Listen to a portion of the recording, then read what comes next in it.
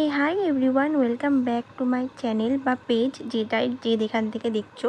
তো অনেক দিন পর ভিডিও দিচ্ছি। এটা হলো রাখির ভিডিও।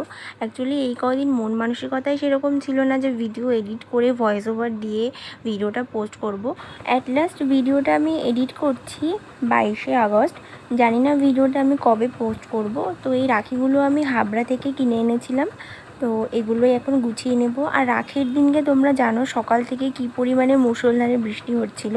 তো যাই হোক, এখন চলো তাড়াতাড়ি করে প্লেটটা রেডি করে নিই। ভাই আর দাদাদেরকে রাখিটা পরাতে হবে।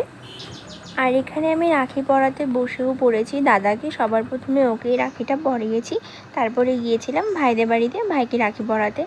আর রাখি ব্যাপারটা আমি প্রত্যেক বছরই চেষ্টা করি নিজের হাতেই রাখিটা বানিয়ে পরানো, বাট এই বছর আর বানাইনি।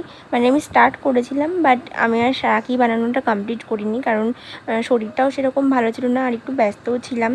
তো সেই জন্য আর বানানোর টাইম পাইনি। তো লাস্ট পর্যন্ত আমি হাবড়া থেকে কিনে এনে রাখিগুলো ওদেরকে পরিয়েছিলাম। নাহলে প্রত্যেক বছরই আমি চেষ্টা করি নিজের হাতেই রাখিগুলো বানানোর। আর এ কিন্তু আমার কাছ থেকে রাখি পড়ছে, আমার কোনো কিছুই গিফট করে নাই। শুধু ও কেন, আমার ভাইও আমার কোনো কিছুই গিফট করে নাই। এই একটা আমার চকলেট গিফট করছিল, তাও ভাবো আমার চকলেট আমারে দেবে, আবার আমার সামনে কিনে আমারে গিফট করছিল চকলেট। আমার এই যে চকলেটটাও গিফট করছে সেটার আমি আর ভিডিও করতে পারি নাই। ও আমারে নিয়েই দোকানে গেছে বৃষ্টি মাথায়, আমারে কিনে দিয়েছে, সেই জন্য আমি আর বৃষ্টি মাথায় ভিডিও করি নাই।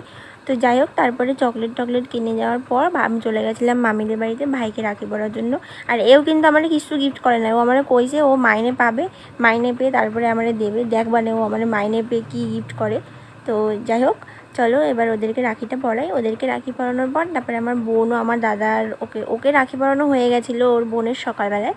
বাট আমার দাদাকে বাকি ছিল, ওর বোন আমরা যাওয়ার পরে দাদাকেও রাখিটা পরিয়ে নিয়েছিল। আর এই রাখি বন্ধনে সব দাদা ভাইদের কাছে একটা জিনিসই চাওয়ার, যে শুধু নিজের বোন বা নিজের দিদিদেরকে নয়, অন্যের বোনকেও বা অন্যের দিদিকে, অন্যের মাকেও যেন সবাই সম্মান করে, সবাই রক্ষা করে। এটা সব ভাইদেরই দায়িত্ব। তো যাতে এরকম একটা বাজে ঘটনা আর কোনো দিনই আমাদের কারোর কোনো বোনের সাথেই না হয়, এটা সবারই খেয়াল রাখা উচিত। তো যাই হোক, আজকের ভিডিওটা এই পর্যন্তই। আমি এই ভিডিওর সেকেন্ড পার্টটা আবার পরে আপলোড করব, কারণ বেশি বড় আমি করবো না ভিডিওটা। তো তোমাদের অবশ্যই জানিও কেমন লাগলো ভিডিওটা। ভালো লাগলে অবশ্যই like, comment, share and subscribe করে দিও। টাটা।